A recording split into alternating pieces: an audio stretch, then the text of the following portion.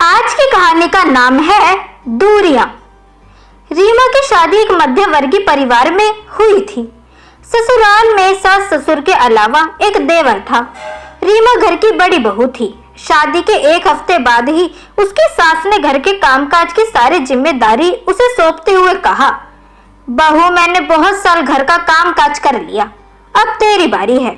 तेरे ससुर को घर में साफ सफाई बहुत पसंद है और दूसरी बात, खाने की बर्बादी मुझे पसंद नहीं है। ऐसी छोटी छोटी बातों को ध्यान में रखकर ही घर बसाया जाता है। रीमा अपने घर की इकलौती बेटी थी और कामकाज का उसे इतना अनुभव ना था। फिर भी उसने ज्यादा सवाल जवाब ना कर सहमति से सिर हिला दिया। शाम को रीमा ने अपनी सास से पूछा, मम्मी जी, सब्जी क्या बनानी है? तो वह बोली, हमारे यहाँ शाम को सब्जी नहीं बनती। सुबह की जो सब्जी बची है वह घर के तीनों आदमी के लिए है। फिर मम्मी जी, हम रोटी किससे खाएंगे? अरे, उनके खाने के बाद अगर बची तो सब्जी ले लेना और नहीं तो चटनी से खा लेना। सुन रीमा को बड़ा अजीब लगा। एक ही टाइम सब्जी बनती है। रात को जब उसका पति सौरभ खाना खाने लगा तो उसने रीमा से पूछा, तुम अपना खाना नहीं लाई? मेरा मन नहीं है। क्यों, क्या बात हो गई? मुझे आपसे एक बात कहनी थी। मुझे आज ही मम्मी ने बताया कि एक टाइम ही सब्जी बनेगी और दूसरे टाइम वही बची हुई सब्जी आप लोग खाते हो, उसमें भी हमारे लिए नहीं है। क्या ये सही है? ये बात मैं भी मानती हूँ, घर गृहस्थी के खर्चे देखभाल कर करने चाहिए, लेकिन खाने पीने की चीजों के अंदर खर्चा इतना तो फिजूल नहीं है। कहे तो तुम ठीक रही हो, चलो मैं मम्मी से बात करूंगा, पर अब तो तुम खाना खा लो। कहते हुए सौरभ ने उसके मुंह से रोटी का कोर डाल दिया। अगले दिन सौरभ ने अपनी माँ से जब इस बारे में बात की तो वह गुस्से होते हुए बोली, शादी होते हुए ही सीख मारनी शुरू कर दी तूने। बरसों से तो यही नियम रहा है घर का। चाहती तो मैं भी खाने पीने में ऐसा पैसे उड़ा सकती थी, लेकिन मैंने अपनी ना देख तुम लोगों के बारे में सोचा। ऐसी छोटी छोटी बचत से ही तो लोग लायक बनते हैं। ये सब भूल आज तुम मुझे ही सिखा रहे हो। मम्मी, पापा की छोटी सी कमाई में आपने हम दोनों भाइयों को कोई कमी महसूस नहीं होने दी। बहुत त्याग किया है आपने हमारे लिए, लेकिन अब तो घर में 3 लोग कमाते हैं। अब तो किसी चीज की कमी नहीं, तो हम पहले वाले नियमों को क्यों माने? इनकी क्या ही जरूरत है? नहीं, मेरे घर का नियम नहीं बदलेगा। अगर तुम्हें अपनी पत्नी का इतना ही ख्याल है तो तुम अपनी गृहस्थी अलग बसा सकते हो। उसे अपनी माँ से इस बात की उम्मीद नहीं थी। वह आगे कुछ ना बोला और अंदर चला गया। रीमा ने भी कलेश से बचने के लिए अपनी इसी नियति को मान लिया। उसकी सास हर छोटी बात पर उसे बहुत टोका टाकी करती थी, लेकिन रीमा उनका स्वभाव पहचान गई थी, इसलिए हर बात पर वह चुप्पी लगा लेती थी।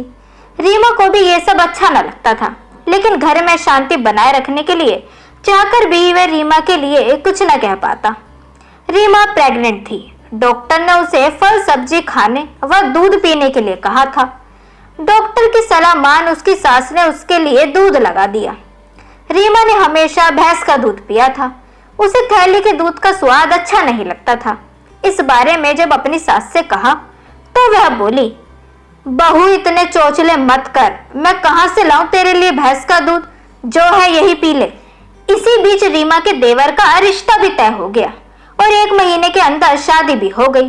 प्रेग्नेंट होते हुए भी रीमा ने शादी में बहुत काम किया। देवर ने लव मैरिज की थी और वह अपनी पत्नी का बहुत ध्यान रखता था। रीमा की देवरानी काम काज तो कुछ न करती, लेकिन मीठी मीठी बातों से और तोहफे लाकर अपनी सास को हमेशा खुश रखती। उसके आने के बाद तो घर में उसकी सास ने दोनों टाइम सब्जी बनवाना भी शुरू कर दिया। तर्क ये दिया कि देवरानी नौकरी करती है तो पूरा दिन काम करने के बाद अच्छा नहीं लगता कि वह बासी सब्जी खाए। सौरभ भी ये सब देख रहा था कि कैसे उसकी माँ छोटी बहू के आते ही उसके आगे पीछे घूमती है। रीमा को इस हालत में काम लगाए रखती है। रीमा को 9वां महीना लग गया था। इसी बीच उसकी देवरानी ने भी अपने प्रेग्नेंट होने की खुशखबरी दी। सबको देते हुए अपनी सास से वह कहने लगी, मम्मी जी, मुझे ये थाली का दूध नहीं पिया जाता। आपको तो पता है इस हालत में जी और खराब रखता है, तो प्लीज आप कहीं से मेरे लिए भैंस का दूध लगवा दीजिए ना। उसकी सास ने बिना ना नुकर किए भैंस का दूध उसके लिए लगवा दिया। संडे का दिन था। रीमा की तबीयत बहुत खराब हो रही थी। उसकी हालत देख उसकी सास और देवरानी सारा काम कर रहे थे। रात को उसकी देवरानी ने दोनों दूध अलग अलग गर्म कर गिलास में डाल दिए थे कि तभी उसका फोन आया। उसने अपनी सास से कहा, मम्मी जी जेठ को कहो दूध गर्म है, दीदी को दे देंगे। सौरभ ने रसोई से एक गिलास दूध लाकर रीमा को दे दिया। थोड़ी देर में उसकी सास कमरे में आई और बोली, सौरभ तू गलती से शीतल के दूध का गिलास ले आया, रीमा का दूध तो ये है, ला वे गिलास मुझे दे दे और ये तू ले ले। ये सुन रीमा ने डरते हुए कहा, मम्मी जी वह दूध तो मैंने पी लिया। पी लिया? तुझे पीते हुए दूध का स्वाद पता नहीं चला कि ये दूध तेरा नहीं है, अब वह क्या पिएगी? मम्मी तबीयत सही नहीं थी तो स्वाद कुछ पता नहीं चला। सब समझती हूँ मैं, जानबूझकर किया है तूने ये सब, शुरू से ही तेरी जीभ कंट्रोल में नहीं है। उनकी ये बात सुन रीमा की आंखों में आंसू आ गए। सौरभ जो इतनी देर से सब कुछ सुन रहा था अपनी माँ से बोला, मम्मी बस कीजिए ये सब, अगर उसने एक दूध पी भी लिया तो क्या हो गया, क्या आफत हो गई? तू तो चुप ही कर, जो तू हर दिन इसकी हिमायत लेता है उससे ज्यादा ये सिर पर चढ़ रही है। मम्मी मैंने हिमायत ही तो नहीं ली इसकी कभी, हमेशा घरेलू मामलों में सोचकर इसको अनदेखा करता रहा कि आप बड़ी हैं, जो करेंगी सही करेंगी, लेकिन मैं गलत निकला। आपने हमेशा रीमा के साथ पक्षपात किया है। इसके समय आपको सारे नियम याद रहे, लेकिन अपनी छोटी बहू के आते ही सारे नियम आपने ताक पर रख दिए, क्योंकि वह कमाती है और आपके लिए नित तोहफे लाती है। इसीलिए ये बेचारी पूरा दिन इस हालत में घर के कामों में लगी रहती है, उसका कोई मोल नहीं, घर में कलेश ना हो, इसीलिए जो आपने कहा इसने चुपचाप आपकी बात को मान रखने के लिए मान लिया।